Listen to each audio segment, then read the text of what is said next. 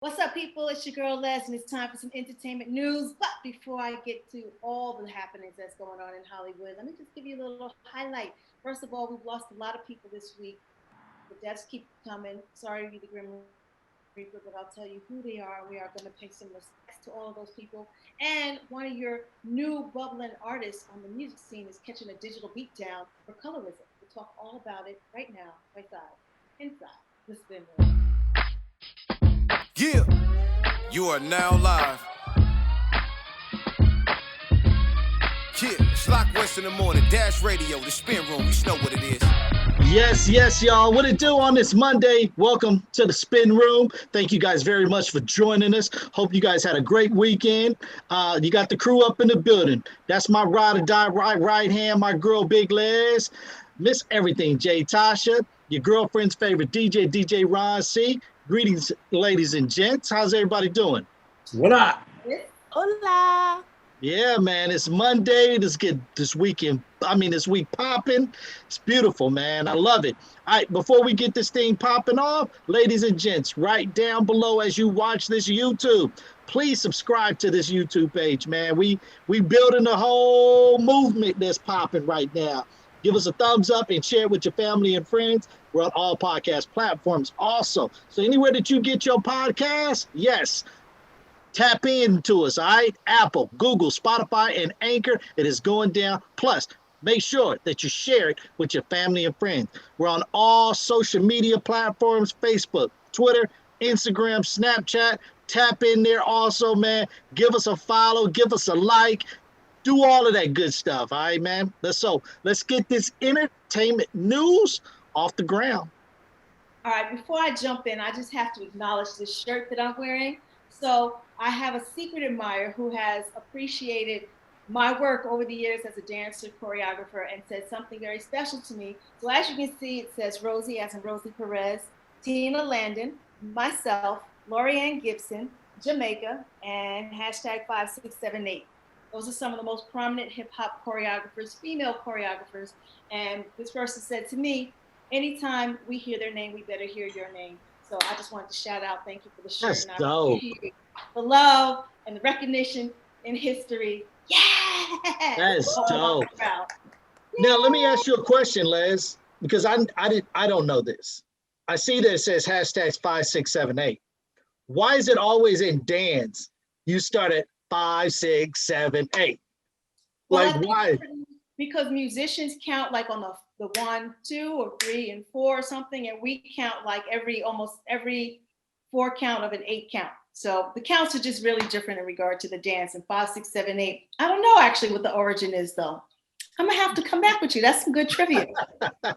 We do everything in 8s. So 1, 2, 3, watch 4, out. 5, 6, 7, 8. 1, 2, 2, 3, 4, 5, 6, 7, 8. So ours is 8. So when 8 hits, you know you're starting something, either starting something else or hitting another move. So that's why we go 5, 6, 7, 8 to get ready.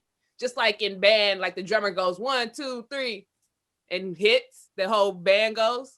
Ours is 5, 6, 7, 8 because we do everything in 8s. But I actually want to find out like where that started, like way before Alvin Alley, way before. So I'm gonna come back with that. Thank you. I never even thought about it. All right, let's get I just Googled all of that though, but it's all good. Yeah, you could. But I should know, right? I am a dancer. No, I danced too. I started dancing when I was 4. So hey, cut it out. Nobody talking about this right here, man. Get out of here with that, man. You gonna forever clown me, Ron C. I got you. All right, Pee Wee, another heavy hidden sadness for you in regard to Major League Baseball. We just lost Hall of Famer Henry Hank Aaron. He died in his home in Atlanta just last week. And of course, the legacy of this former Braves baseball player who, of course, start with the Negro Leagues, led to like eclipsing Babe Ruth with this home run record and being celebrated. So discussion of the COVID vaccine is what was there rumored to have happened, but they say that no, his death came weeks after the vaccine and that it had actually nothing to do with it. So we still don't know. Yeah, that one was a hard one, man, because of what Hammer and Hank actually did for Major League Baseball. I mean, you know, everybody knows Jackie Robinson, him being, you know, the first into Major League Baseball. But, for Hank Aaron to, take over Babe Ruth. I mean, Babe Ruth was the face of Major League Baseball. I mean, you know what I'm saying? He's the king of baseball is Babe Ruth. And for a black man to come in and break his record in home runs, I mean, that's monumental, man. So, yeah, that was a herder, man. That was a herder. Our condolences there.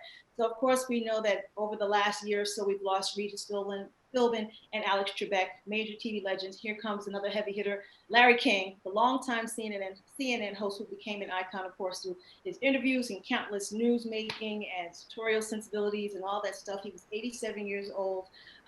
He hosted CNN for over 25 years. We're talking like over 6,000 episodes of television.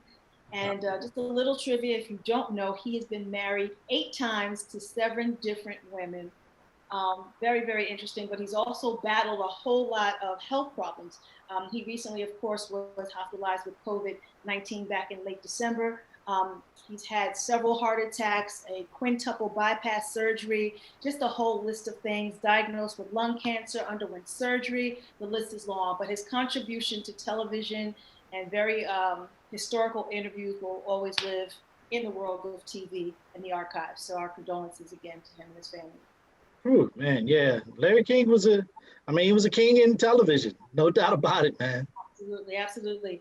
Another heavy hitting loss was, for those of you who remember the TV show Barney Miller and Sanford and Son, Gregory Sierra, best known for his role as Sergeant Miguel Chano on the Barney Miller show, and of course as Julio Fuentes on Sanford and Son, has recently died. He had a long battle with cancer, and he was 83 years old, so our condolences go to him as well. And last but not least, for those of you who remember the Mary Tyler Moore show, Cloris Leachman, she also passed. She played the nosy neighbor next door as Phyllis, and she was really funny. I used to watch that show all the time. She's won 8 Emmys, she's won an Oscar, and she's lost her life to natural causes, so they say. So again, our condolences to her. I tell you, it's like 2020 and 2021. It's like, come on, man. We need can somebody hit pause or restart or just something? Because it's crazy right there, man. I know. I mean, it's one thing to talk about the people in Hollywood, but the people who are in their own families and stuff across the nation, has just been too much.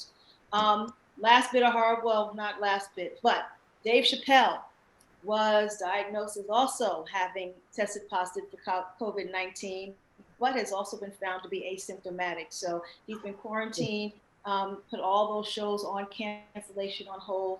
I know him and Joe Rogan got into a little bit of a disagreement, or they were trying to say that one of the people who were participatory in his shows was to blame for giving him COVID, but that in fact is not the case. And I don't know if you guys had a chance to see Fox News when they posted the story. They posted the picture of Bokeem Woodbine, the actor, instead of Dave Chappelle. I'm like, all Black people do not look alike. Right. Get it together, Fox News. Get it together. But again, it's Fox News.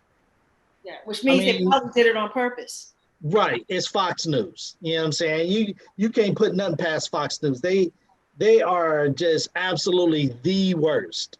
Yeah, the worst. I know everybody has seen it around the world, but your R&B favorite artist, Trey Songz, had been jailed overnight.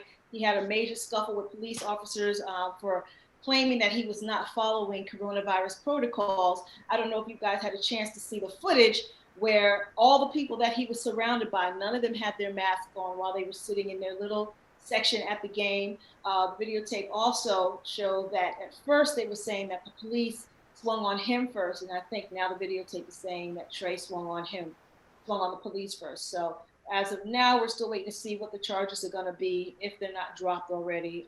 But let's just we got our guy home, and that's all that matters. I'm going to say this, though, Les. At the end of the day, he got busted not too long ago in Ohio performing, and no one had mask on or nothing like that. He actually had COVID, so he knows how serious it is. I'm still shocked that he's not taking the precautions still to this day of wearing a mask and social distancing and stuff like that. just because you already had it, it has come back around and people have gotten it twice. You know what I'm saying? It's just, I don't get. And the new strains are coming out, and Jeremiah's supposed to be your friend, and he was just on a ventilator. Like, come on, son. Yeah. Really? Like, come on, Trey Songz, get your life together, homie. Get it together. You can do better, man. Well, your boy Shaquille O'Neal, we have seen him dress up in the uniform before, and now he joins the Henry Company Sheriff's Office as the Community Relations Director. So congratulations to him, the Henry County, excuse me, I said company. But it's a beautiful thing for him that he's still following this dream and that he's still going forward with all the 50 million brands that he is the spokesperson for, that his, you know, in the TV show and him DJing all across the globe, and in the bees are turning out that he still finds that he has a love relationship with law enforcement. So congratulations to him for doing this. Yeah, dope. Yeah. So I'm going to ask you guys later about what the Lifetime movie Salt-N-Pepa, but let me first acknowledge that Selena and Salt-N-Pepa are among the Recording Academy's 2021 Lifetime Achievement Award recipients. So congratulations. This is going to be the second year in a row that a rap group has been selected for the Lifetime Achievement Award. We've had Grandmaster Flash and the Furious 5 so far, so which was great. Run DMC, Public Enemy, of course, were honorees last year, which was amazing. So congratulations for Salt-N-Pepa for making the cut, which will be an amazing feat. Also, they got Selena, like I said, Talking Heads, opera star Marilyn Horne, and jazz musician Lionel Hampton, which is huge. Let's go. Congratulations, man. Really. Yeah, for sure. Now, did you guys see the actual documentary on life? Well, not even documentary, the movie, the biopic of Salt-N-Pepa? Yeah, I did. What you think about it? Well, I'll go first. I thought, once again, I'm a hard critic when it comes to acting. So if you can't make me believe that that's what you get nothing. But I thought they were okay. You know, I thought it was okay. I thought they could have organized it a little better. Meaning, you know what I mean? It was all over the place to me. You know, and it was cool. It was entertaining. It didn't feel chronological to you? No, it was all over the place for me. Okay. Jay Tasha? I actually haven't seen it yet, and I'm a little scared to watch it because I do know both the actresses in there, Gigi Townsend and Layla Odom. And I'm just scared to watch it because it's Lifetime, and I know how Lifetime does all these biopics. So I'm just like, But I will support them. So I hope to check it out. I hope they did their thing. Well, since you good friends of theirs, Jay Tosh, you need to get them on the show so we can talk to them about it. Yes. I saw a little bit of it, and I'm gonna kind of just leave it there. I'm gonna just leave it right there. I saw a little bit of it. Okay. Well, for those of you who don't know, even though they did have someone playing Spinderella, Spinderella really has been very vocal about the fact that she seems to be wrongfully excluded. We know that they have been in disagreements for a very, very long time. And I have a very close and personal relationship with all of them. You know, Kid and Play and Herbie Lovebug, we all grew up together, went to high school with those guys the whole bit. They're a little older than my sister's age. But we've all kind of known each other since we were younger. And I guess I was kind of saving this for the book, but I'll just give a little bit. But there was a point where they all had a falling out with Spinderella, and they were looking to replace Spinderella with someone. And Herbie talks to me about it in depth about replacing. He's like, I don't care if you can't DJ. Just, you know, and I'm just like, whoa, those are big shoes to fill. But this is what she said. She said, sorry, but I got to speak on this Lifetime special.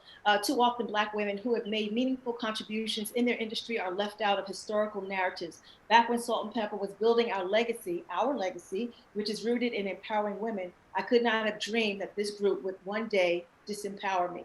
Words cannot fully express my disappointment when I learned a decision was made to move forward with a Lifetime biopic that wrongfully excluded me from every aspect of development and production, all the while using my image throughout, given that I played an integral role in this group's story and success.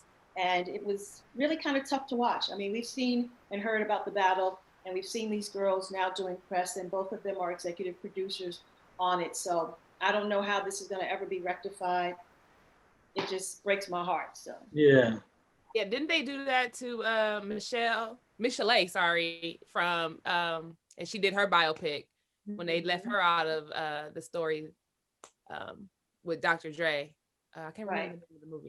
But I think, when you look at the Salt-N-Pepa, Salt-N-Pepa, Spinderella, and she was a major part of the group also. And to kind of like exclude her from like she was never part of the group or give her a little bit of shine or whatever, I think that's kind of whack. And again, I don't know the full behind the scenes what's going on, but if you're gonna do the film and you're gonna do it like a biopic, you got to do it right. You got to put the right people in place that was part of it. You can't take people out and be like, well, this person was there, but we can't put them in there. You know what I mean? It just, to me, defeats the purpose. Right. Wasn't she the second one? Like, wasn't there a Spinderella before or a DJ before Spinderella? Yeah, there's the original Spinderella, and then there was Dee Dee Roper, the one that we all know as Spinderella. So two, and our Spinderella is the second. Moving on to DaniLeigh. DaniLeigh is a Dominican recording artist who signed to Def Jam. She's a former dancer. Now she's an artist. And she's being called a colorist, a Karen, and a whole lot more. Now, I don't know if you've heard that song, Yellow Bone. I'm sure, Ron, have you heard that joint? No, it's called Yellow Bone? Yellow Bone. And there she really is just kind of saying, Yellow Bone, that's what he wants. And other lyrics in there that's really like talking about how she's celebrating her light skin. And so she took to Instagram and she is trying to defend her statement by saying, I think it's super important because I definitely feel misunderstood. I feel like my song, Yellow Bone is what he wants, got the world raffled into thinking. I said, that's what the world wants. No, I'm just speaking on my man. That's what he wants. That's what he has. It wasn't really meant to be something that people took so deeply. And I understand that colorism is a real thing. And I guess you can say I wasn't as knowledgeable in that topic, but I wasn't speaking so deeply into it when I was making the song. Hey guys, it's DaniLeigh, and I just wanted to address what's going on with me right now.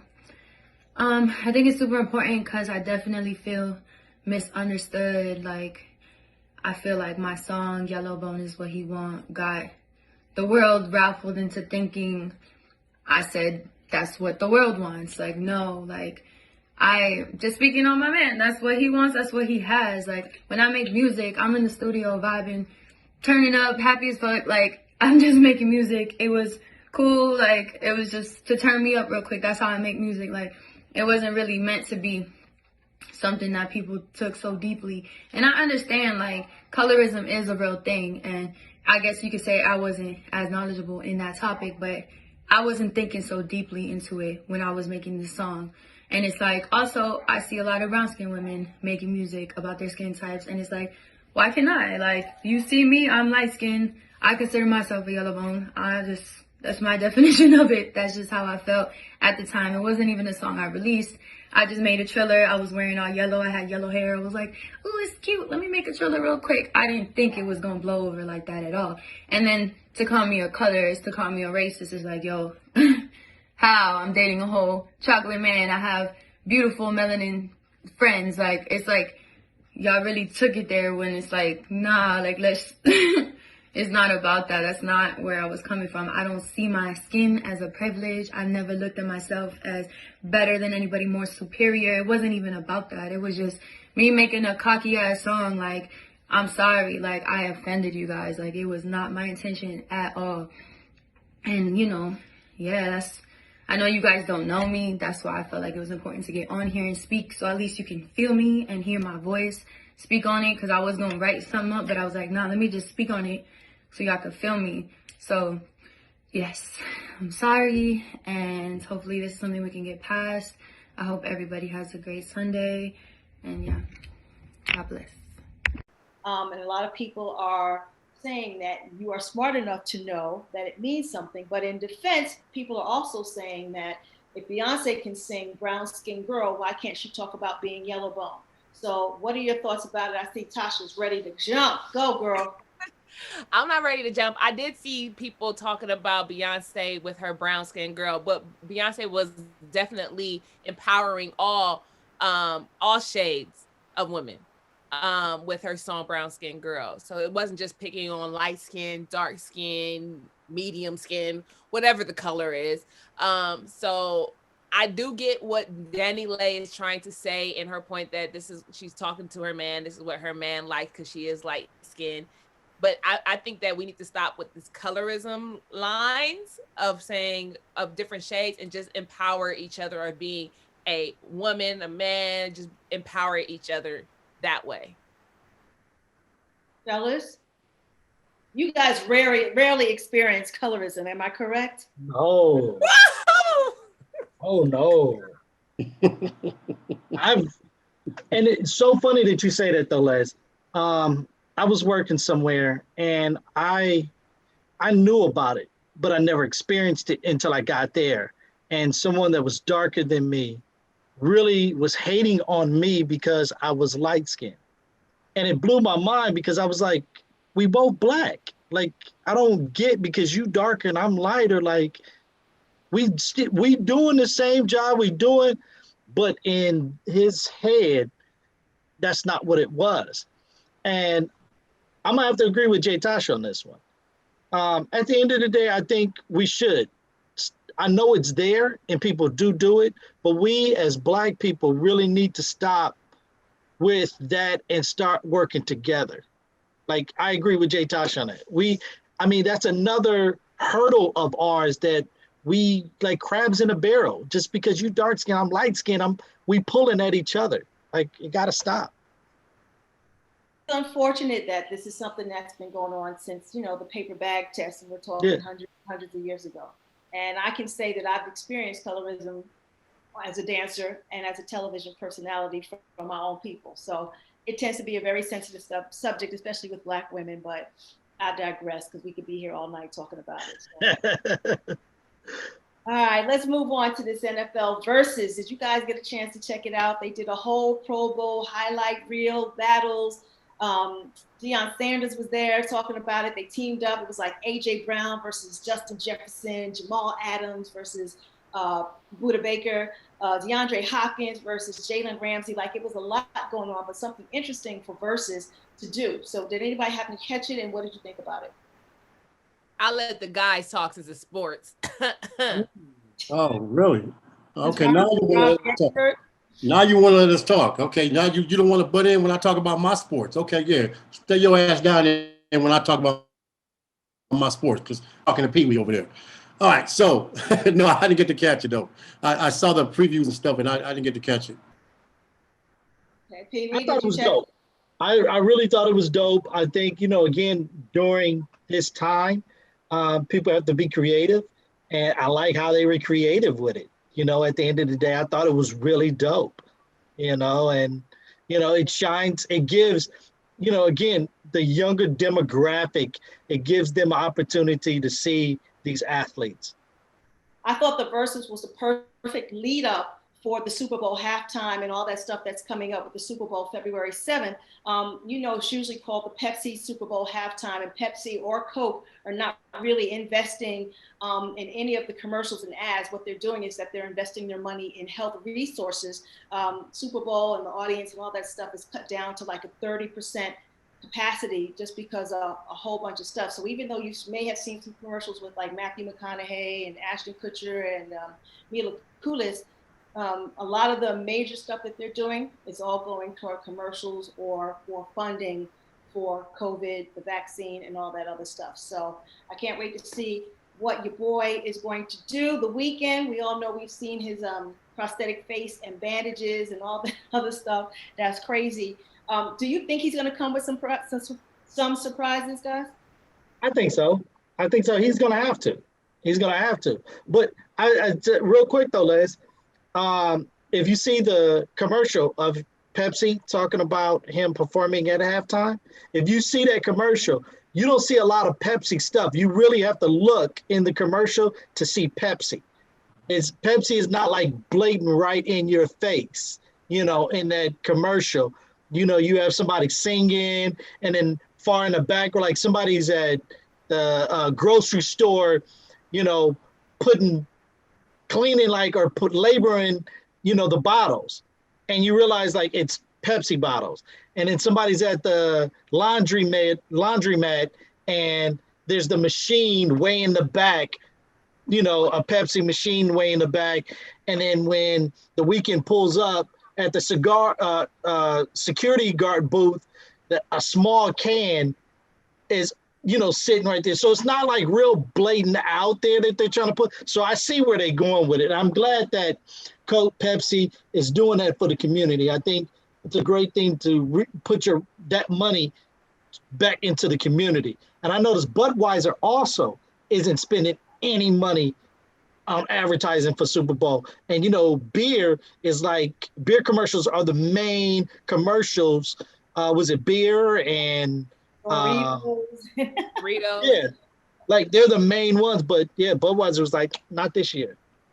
Yeah, I appreciate the mindfulness and the sensitivity of it all. Just to go back to verses, there's been some bubbling up in the streets where Drake is saying that he wants to see an Usher and Justin Timberlake versus. So do you guys think that would be a fair matchup? No. Why not? Yeah. I think Usher would kill him. Like, I know Justin has a couple of hits, but I don't think he has as many hits as Usher. The catalog Usher has compared to Justin Timberlake, I don't think it's there. And Are you an Usher fan because of Confessions? Would kill him. Just the Confession album by itself would kill him. Just kill him. Yeah. No, that's not it, Jay Tasha. That's not it. Now, I mean, Justin has NSYNC. Justin has Justin. I mean, and he's featured on a lot of tracks. Like, so I'm pretty sure he could definitely stay in the ring with Usher. He can go round for round. He got 20 hits. He can stay in the ring, yeah, but come on. He got 20 hits. Yeah, but Usher been killing him since he was like 13. Yeah, I was like solo tip. Justin So Timberlake been an artist since he was like, well, he was an actor on the Mickey Mouse Club. But we can't count none of the NSYNC stuff. You can count. Why? He's a dope artist. Why would you count group stuff versus a solo artist? Because he was the lead singer. You got to stand on your own. Usher was never. It would be different if somebody else from NSYNC group tried to do a battle and try to hit all the NSYNC songs. Like, nah, bro, you didn't even sing this. Like, this is all Justin. Like, you can't even count that. That's not even you.